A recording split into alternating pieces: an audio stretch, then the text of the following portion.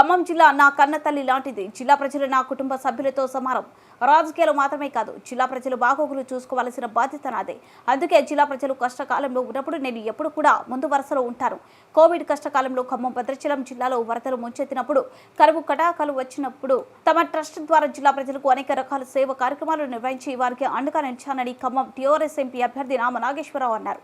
Khammam parliament నియోజకవర్గానికి ప్రతిష్టాత్మకంగా జరుగుతున్న ఎన్నికలో బీఆర్ఎస్ తరపున పోటీలో ఉన్న నామ నాగేశ్వరరావు కెరటం న్యూస్ కు ప్రత్యేకంగా ఇంటర్వ్యూ ఇచ్చారు. ఈ సందర్భంగా ఆయన మాట్లాడుతూ జిల్లా ప్రజల దీవెనలతో బీఆర్ఎస్ అధినేత కేసీఆర్ ఆశీస్సులతో మూడోసారి ఎంపీ అభ్యర్థిగా పోటీలో ఉన్నానని అన్నారు. ప్రజలు తప్పకుండా ఆదరించాలని ఆయన కోరారు. ఈ ఎన్నికల్లో తప్పకుండా విజయం సాధిస్తానని, ప్రజలు అండదండలతో మూడోసారి పార్లమెంట్లో అడుగు పెడతానని నామ అన్నారు. జిల్లాలో ముమ్మరంగా సాగుతున్న ప్రచార పర్వంపై ఖమ్మం ఎంపీ అభ్యర్థి నామ నాగేశ్వరరావుతో మా కెరటం న్యూస్ ఖమ్మం జిల్లా ప్రతినిధి Vanam Nagaiah face to face.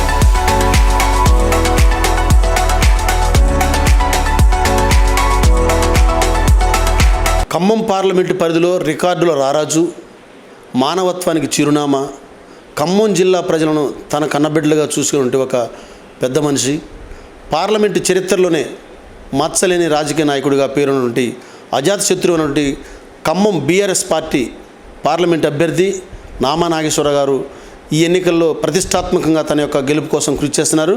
దాదాపు నెల 15 రోజులుగా తన యొక్క ప్రచార యాత్రను ముమ్మరంగా కొనసాగిస్తున్నారు. ఇటీవల జరిగినటువంటి కేసీఆర్ పర్యటనలో కూడా జన సందోహంతో ర్యాలీ సక్సెస్ కావడం కూడా ఆయన విజయం వైపు అడుగులు వేస్తున్నారని చెప్పి రాజకీయ పరిశీలకులు అంచనా వేస్తున్నారు. ఈ నేపథ్యంలోనే ఎంపీ అభ్యర్థి నామా నాగేశ్వర గారి యొక్క ప్రచార యాత్ర ఎలా ఉంది, తన యొక్క గెలుపు ఎలా ఉండబోతోంది అని చెప్పి తెలుసుకుందుకు మనతో పాటు ఉన్నారు. వారిని అడిగి తెలుసుకుందాం. సార్ నమస్తే. మొదటగా మీకు శుభాకాంక్షలు కెరటం న్యూస్ నుంచి. ఇప్పటి వరకు జరిగిన ఎన్నికల్లో పార్లమెంటు చరిత్రలోనే మీరు రారాజుగా, రారాజుగా, ఎందుకంటే మిమ్మల్ని మించిన రికార్డు ఇంతవరకు ఎవరు రికార్డ్ చేయలేదు. ఆ రికార్డుని తమను తారే మళ్ళీ మూడోసారి కూడా రికార్డుని అధిగమించబోతున్నారా? ఎలా ఉండబోతుంది ఎన్నిక? ఇదంతా కూడా ప్రజల ఆశీర్వాదం. నాకు ఓటరు వేసినటువంటి ఓటర్ మహాశయుల వల్లనే నా రికార్డులు అన్ని చేయగలిగా. మీరు అన్నది వాస్తవం. ఇంతవరకు నాకు వచ్చినటువంటి పోయినసారి నాకు వచ్చినటువంటి మెజార్టీ ఇంతవరకు పార్లమెంట్లో ఎవరికి రాని మెజార్టీ నాకు ఖమ్మం జిల్లా ప్రజలు ఇచ్చారు. దానికి కారణం ఏంటంటే నేను ఒక ఖమ్మం బిడ్డని, అదేవిధంగా రైతు బిడ్డని. అందుకని అందరూ ఆశీర్వదించి పార్టీలకు అతీతంగా కూడా నాకు ఓట్లు వేయటం వల్లనే అటువంటి రికార్డు నేను చేయగలిగాను. దాంతోపాటుగా వారు ఏ విధంగా అయితే అమూల్యమైన ఓటు వేసేసి నన్ను పార్లమెంట్కి పంపించినరో, నేను కూడా పార్లమెంట్లో ఖమ్మం జిల్లా ప్రజల గొంతుకై, తెలంగాణ ప్రజల గొంతుకై గత 5 సంవత్సరాలలో అన్ని విషయాలలో కూడా పార్లమెంట్లో మాట్లాడినా. 1-2 కాదు. అది రైతుల సమస్య కానివ్వండి, బడుగు బలహీన వర్గాల సమస్య కానివ్వండి, మన రాష్ట్రానికి రావాల్సినటువంటి నిధులే కానివ్వండి, మనకు రాష్ట్రానికి రావాల్సినటువంటి ప్రాజెక్టులే కానివ్వండి, మనకు రాష్ట్ర సమస్యలే కానివ్వండి, అన్నిటి మీద పార్లమెంట్లో కూడా అదే పోరాడాను. ఎందుకంటే ఓటు విలువ తెలిసినటువంటి వాడిని. అందుకనే నీతి నిజాయితీగా ఒక ఖమ్మం బిడ్డగా 25 సంవత్సరాల నుంచి రాజకీయాల్లో ఉన్నాను. మీరు అన్నట్టుగా ఎక్కడ కూడా ఎలాంటి మచ్చలేని రాజకీయాలు చేశాను. ఒకళ్ళని ఇబ్బంది పెట్టడం అనేది నా జీవితంలో తెలవదు. నాకు తెలిసిందంతా ఒకళ్ళకి సహాయం చేయటమే, నాకు తెలిసిందంతా ఒకళ్ళకి అండగా ఉండటమే, నాకు తెలిసిందంతా ఇక్కడ నుంచి ఢిల్లీ వరకు నా వల్ల ఏ పని అయినా కూడా నా ఖమ్మం జిల్లా ప్రజలకి చేయటం వరకే. అందుకని ఈసారి కూడా మళ్ళా మంచి మెజారిటీతో నన్ను గెలిపించి పార్లమెంట్కి పంపించమని చెప్పి ఖమ్మం జిల్లా ప్రజల్ని కోరుకుంటున్నాను. రాజకీయాల్లో ఎంతోమంది వస్తూ ఉంటారు, పోతూ ఉంటారు. దాదాపు ఖమ్మం పార్లమెంటు ప్రజలు దాదాపు ఇప్పటి జరిగిన 17 ఎన్నికల్లో కూడా మీకు ఒక ప్రత్యేకమైన ముద్ర ఉంది, మీకు ఒక ప్రత్యేకమైన స్థానం ఉంది. ప్రధానంగా మీకు ప్రజలు మిమ్మల్ని ఆశీర్వదించి పంపడమే కాదు, మీరు కూడా ప్రజలు అలాగే గుండెల్లో పెట్టుకున్నారు. ముఖ్యంగా కోవిడ్ టైంలో మీరు చేసినటువంటి కోట్ల రూపాయల సేవలు మీ సొంత నిధులతోటి ప్రజలను కాపాడారు. అనేక మంది ఆ రోగాలతోటి మంచాన పడి కోవిడ్తో ప్రాణభయంతో ఉన్న వాళ్ళకి మీరు ఉచితంగా నేరుగా ప్రత్యేకంగా అంబులెన్స్లో మందులు ఇచ్చారు. ప్రతి నియోజకవర్గానికి ఒక అంబులెన్స్ ఫ్రీగా ఇచ్చారు. కోవిడ్ టైంలో మీరు చేసిన సేవా కార్యక్రమాలు ఇప్పుడు ఎన్నికల్లో ఎలాంటి రిజల్ట్ ఇవ్వబోతున్నారు?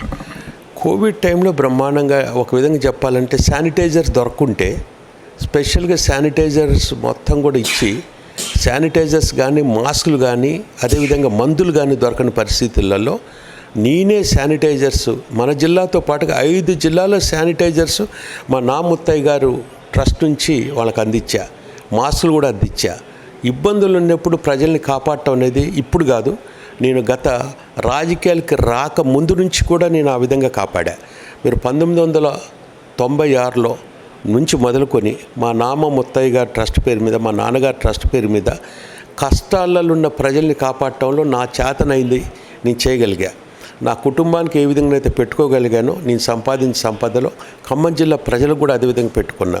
దానికి ముఖ్య కారణం నాకు నా కన్న తల్లి అంటే ఎంత ఇష్టమో నా ఖమ్మం జిల్లా అంటే అంత ఇష్టం కాబట్టి ఖమ్మం జిల్లా ప్రజలు ఆపదలో ఉన్నారంటే ఎంతో కొంత చేయగలిగా.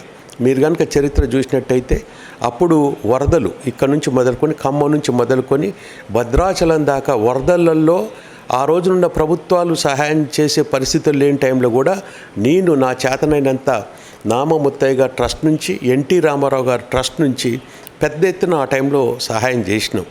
అంతేకాకుండా మరి కనుక కరువు వచ్చి నీళ్ళకి మంచినీళ్ళు కూడా దొరకని టైంలో ముత్తయ్య గారు ట్రస్ట్ పెట్టేసి ట్యాంకర్లు కనీసం 1986 నుంచి మొదలుకున్న ట్యాంకర్లు మొన్న మా నాయకుడు కేసీఆర్ గారు ప్రభుత్వం వచ్చిందాక కూడా ప్రతి సంవత్సరం ఏప్రిల్ నుంచి అంటే మార్చి ఏప్రిల్ నుంచి మొదలుకుంటే మళ్ళీ ఎండాకాలం మొత్తం కూడా ఫ్రీ వాటర్ సప్లై చేసిన దరిదాపుగా జిల్లా వ్యాప్తంగా ఎక్కడ ఏ అవసరం ఉన్నా కూడా తీర్చినటువంటి వాడిని. కోవిడ్లే కానివ్వండి, వరదలనే కానివ్వండి, కరువులనే కానివ్వండి, అదేవిధంగా ట్రస్ట్ ద్వారా ఎంతోమంది పేదవారిని కూడా చదివించా, ఎంతోమందికి ఆర్థిక సహాయం చేశా, ఎన్నో గుళ్ళకి, బళ్ళకి, చర్చిలకి, మసీదులకు కూడా నా చేతనైనంత సహాయం చేశా. దానికి నా మనసులో ఉన్నది ఒకటే, ఖమ్మం జిల్లా ప్రజలు నా వాళ్ళు అనుకునే భావంతోనే ఇవన్నీ చేయగలిగా. రాబోయే టైంలో కూడా అదే విధంగా నేను చేస్తాను. జిల్లా ప్రజలు మీకు ఇచ్చినటువంటి అత్యధిక మెజార్టీ రికార్డు ఎప్పుడు మీ టైంలో ఉండటమే కాదు, పార్లమెంట్ కూడా ఈ మధ్యకాలంలో మిమ్మల్ని ఒక ప్రత్యేకమైన వ్యక్తిగా, ఒక మంచి అత్యున్నత పార్లమెంటేరియన్గా మిమ్మల్ని ధృవీకరిస్తూ భారతదేశ వ్యాప్తంగా మీ పేరు ప్రశంసించింది. ప్రధానంగా మీరు ఆల్ టైమ్ రికార్డుని మీరు పార్లమెంట్లో కూడా మీ యొక్క పనితీరు ఏదైతే ఉందో టైం కేటాయించడం అనేది, పార్లమెంట్కి హాజరు కావడం అనేది, అది కూడా మీదే రికార్డు ఉంది. దాదాపు 2 సార్లు పార్లమెంటేరియన్గా లోక్సభ పక్ష నేతగా కూడా మీరు రికార్డు ఉన్నారు. ఈ ఎన్నికల్లో గెలిస్తే నామగారు ఖచ్చితంగా కేంద్ర మంత్రి అవుతారని చెప్పి స్వయంగా మీరు ఆరాధ్య దైవంగా భావించే కేసీఆర్ గారు చెప్పారు. అసలు పార్లమెంట్లో మీరు మళ్ళీ అడుగు పెడితే కేంద్ర మంత్రిగా అయ్యే అవకాశం ఎలా ఉందని ప్రజలు చాలా ఆసక్తిగా చూస్తుంది. దాని మీద చెప్పండి. ఇప్పుడు మా నాయకుడు మొన్న ఇక్కడికి వచ్చినప్పుడు చాలా క్లియర్ చెప్పారు. ఎందుకంటే ఇప్పుడు దేశవ్యాప్తంగా కనుక చూస్తే రీజనల్ పార్టీస్ బలోపేతం అయిపోతున్నాయి. రేపు రిజల్ట్ కూడా భిన్నంగా ఉంటుంది అనేది మా యొక్క ఉద్దేశం. ఆ టైంలో మా నాయకుడు ఏదైతే ఆలోచన చేశాడో ఆ విధంగా రాష్ట్ర ఫలితాలు కూడా ఉన్నాయి. ఇప్పుడు మొదటి విడత, రెండో విడత ఎన్నికలు ఆల్మోస్ట్ అయిపోయినాయి, ఓటింగ్ అయిపోయింది. దాన్ని బట్టి చూస్తే ఓటింగ్ సరళి కానీ, జరిగినటువంటి ఇష్యూస్ కానీ, వచ్చినటువంటి ఇన్ఫర్మేషన్ కానీ చూస్తే ఖచ్చితంగా కూడా రీజనల్ పార్టీస్కే ప్రతి ఒక్కన పట్టం కడుతున్నారు. ఈ జాతీయ పార్టీలు, నేషనల్ పార్టీస్ అన్ని కాంగ్రెస్ కానీ బీజేపీ మీద ప్రజలకి విశ్వాసం అనేది రోజు రోజు తగ్గిపోతుంది. మన ప్రాంతాలు డెవలప్ కావాలంటే రీజనల్ పార్టీస్ వల్ల సాధ్యం అనేది ఉంది. కాబట్టి అది దృష్టిలో పెట్టుకొని మా నాయకుడు వచ్చినటువంటి రిపోర్ట్స్ని బేస్ చేసుకొని అన్నమాట వాస్తవం. ఏదేమైనా కూడా నేను నమ్ముకున్న ఖమ్మం జిల్లా ప్రజలు కోరుకునేది ఒకటే, మీ వాడిగా, మీ బిడ్డగా మళ్ళీ ఒకసారి నన్ను ఆశీర్వదించి మళ్ళీ పార్లమెంట్కి పంపించాలని, నా గుర్తు కారు గుర్తు మీద ఓటేసి మళ్ళీ ఒకసారి ఆశీర్వదించమని కోరుకుంటున్నాను. రాబోయే ఎన్నికల్లో ఖచ్చితంగా ప్రతిష్టాత్మక ఉంది. నాన్ లోకల్ అనే చర్చ బాగా తీవ్రంగా ప్రజల్లో జరుగుతుంది. నామగారు అనే వ్యక్తి 2 సార్లు కూడా ఇక్కడ నుంచి ప్రాతినిధ్యం వహించిన వ్యక్తి, ఈ జిల్లా వాసిగా ఉన్నారు. వారిద్దరూ మీమే కూడా విమర్శలు చేస్తున్నారు. దాని మీద మీ యొక్క కామెంట్ ఏంటి? వాళ్ళు ఏమి విమర్శలు చేశారో నాకు తెలియదు. వ్యక్తిగత విమర్శల జోలికి నేను పోను.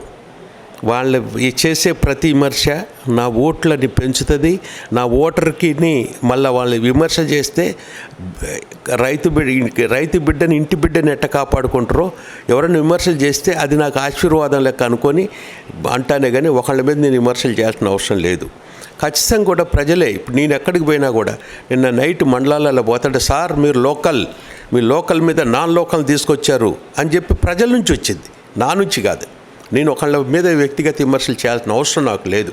నా వ్యక్తిత్వమే ఏంటి అని అంటే నాకు నేను చెప్పుకోవటం, మా నాయకుడు చేసిన మంచి పనులు, మా ప్రభుత్వం చేసిన మంచి పనులు, మా ప్రభుత్వం ఇచ్చినటువంటి హామీలు, అదేవిధంగా ఇప్పుడు ప్రభుత్వంలో ఉన్నటువంటి వాళ్ళు మోసపూరిత వాగ్దానాలు, ఇవి నేను చెప్తే తప్పితే ఒక వ్యక్తి మీద నాకు విమర్శ చేయటం కానీ, వాళ్ళు ఎవరు ఏదన్నా కూడా నేను మట్టికి వ్యక్తిపరంగా ఎవరి మీద విమర్శ చేయటం నాకు మంచిగా అనిపించదు. రాజకీయాల్లో నామ అంటే ఒక సాహసం. ఎందుకంటే నాకు పరంగా ఒక సీనియర్ జర్నలిస్ట్గా నేను గమనించింది, మీరు పోయినసారి ఎన్నికల్లో మీరు చేసినప్పుడు దాదాపు 9 మంది ఎమ్మెల్యేలు టీఆర్ఎస్ తరఫున ఓడిపోయిన సందర్భంగా సాహసంగా తొలి అడుగేశారు మీరు. అయినా సరే ఆల్ టైమ్ రికార్డు సృష్టించారు. ఇప్పుడు కూడా ఖచ్చితంగా అదే పరిస్థితుల్లో మీరు మళ్ళీ అడుగు పెడుతున్నారు. ఈసారి కూడా ఆల్ టైమ్ రికార్డు మీరు అధిగమించబోతున్నారా? అది ప్రజల తీర్పుని నేను ముందే చెప్పను, కానీ ఒకటి మటుకి తప్పకుండా చెప్తాను. ఇలా ఖమ్మం బిడ్డనికి అండగా ఉండాలని చెప్పి ఖమ్మం ఓటర్లందరూ కూడా డిసైడ్ చేసుకున్నారు. అందుకని ఈసారి కూడా మంచి మెజార్టీతోని పార్లమెంట్కి పంపుతారనే గట్టి నమ్మకం నాకున్నది. లాస్ట్ క్వశ్చన్ సార్, మీరు టీడీపీలో చాలా క్రియాశీలకంగా పార్టీని పెంచారు, పోషించారు. దాన్ని కూడా మీరు చాలా పవిత్రంగా భావించి మీరు ఉన్నంతకాలం కూడా పార్టీని అండగా ఉన్నారు, పెద్ద దిక్కుగా ఉన్నారు మీరు. ఈ నేపథ్యంలో ఈసారి టీడీపీ కూడా మిమ్మల్ని ఆహ్వానించి మిమ్మల్ని చాలా బ్రహ్మరథం పట్టింది మన ప్రచారంలో కూడా. ఈసారి టీడీపీ శ్రేణులు మీతో ఎలా కలిసి పనిచేస్తున్నారు? మీరు అన్నది వాస్తవం. ఆ రోజు నేను ఇంతకుముందు కూడా చెప్పిన, ఎన్టీ రామారావు గారి స్ఫూర్తితో, చంద్రబాబు నాయుడు గారి పిలుపుతో నేను రాజకీయాలకు వచ్చిన మాట వాస్తవం. ఆ తర్వాత నేను ఆ నాయకుడికి ఉన్నన్ని రోజులు చాలా కమిటెడ్గా ఉన్నా. అదేవిధంగా ఇప్పుడు మా నాయకుడు కేసీఆర్ గారితో కూడా అదేవిధంగా ఉన్నా. ఇద్దరు నాయకులతో పనిచేసిన ఈ నాయకుడు కూడా నన్ను చాలా మంచిగా గౌరవించారు. వారి గౌరవం ఖమ్మం జిల్లా నాకు గౌరవం ఇచ్చినట్టు ఖమ్మం జిల్లా ప్రజలకు గౌరవం ఇచ్చినట్టు. ఆ విధంగా నేను ఖచ్చితంగా కూడా అప్పుడు నేను కష్టకాలాల్లో ఉన్నప్పుడు వాళ్ళని, ఆ రోజున నేను ఏ విధంగానైతే టీడీపీలో కష్టకాలంలో ఉన్నప్పుడు అండగున్నానో, అందుకని ఇప్పుడు మాది కూడా ఇప్పుడు మెజారిటీ ఆఫ్ ది పీపుల్ మా టీఆర్ఎస్లో మా ముఖ్యమంత్రి గారి దగ్గర మా కేసీఆర్ గారి దగ్గర నుంచి మేమందరం కూడా ఇంతకుముందు టీడీపీ ఎన్టీ రామారావు గారి టైం నుంచి వచ్చినాం కదా. సైన్యం ఎన్టీ రామారావు గారి సైన్యం మేమంతా.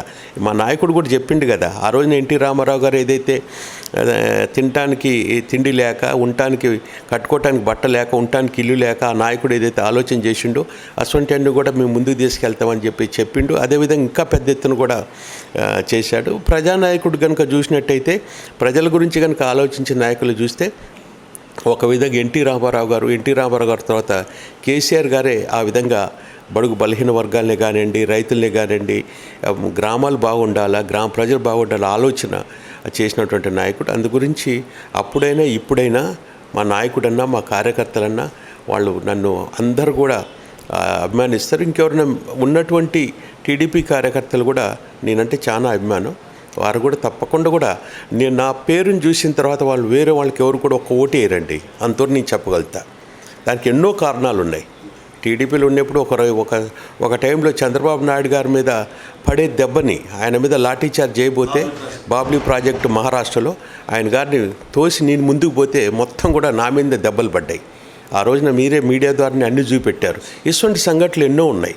ఆ రోజున చార్ధాం నుంచి ఆంధ్ర ప్రజలు చిక్కుకుంటే, తెలుగు బిడ్డలు చిక్కుకుంటే స్పెషల్ ఫ్లైట్లు వేయించుకొని తీసుకొచ్చా. ఆ విధంగా నేను చేసిన కార్యక్రమాలు 1, 2 కాదు, ఎక్కడున్నా కూడా నిస్వార్థంతో ప్రజాసేవ చేయాలనే భావంతో ఉండ కాబట్టి అప్పుడైనా ఇప్పుడైనా బ్రహ్మాండంగా ఆశీర్వదించుతున్నారు. అదే ఆశీర్వాదం నాకు ఖమ్మం జిల్లా ప్రజల నుంచి పార్టీలకు అతీతంగా, కులాలకి మతాలకు అతీతంగా అందరు కూడా అందరి వాడిగా నేనున్నా, నన్ను కూడా అందరి వాడిగా చూస్తున్నారు. కాబట్టి అదే మళ్ళీ రిజల్ట్ కూడా ఆ విధంగా వస్తున్న గట్టి నమ్మకం నాకుంది. కాబట్టి ఖమ్మం జిల్లా అంటే నా కన్న తల్లితో సమానం. నేను అందరి వాడిని, అజాతశత్రుని, జిల్లా ప్రజల్ని నా కన్నబిడ్డలు, నా కుటుంబ సభ్యులుగా భావించే వ్యక్తిని. అనేక సందర్భాల్లో జిల్లాకు రావాల్సిన హక్కుల కోసం అవసరం లాఠీ దెబ్బలు తిన్నాను తప్ప జిల్లా ప్రజల్ని నేను ఎప్పుడు కూడా రక్షణలోనే ఉంచాను. అన్ని విధాలుగా వారికి అండగా ఉంటాను.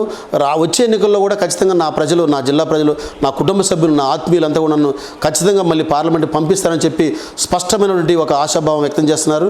కెమెరామెన్ శ్రీనివాస్తో వనం నాగయ్య, కెరటం న్యూస్, ఖమ్మం.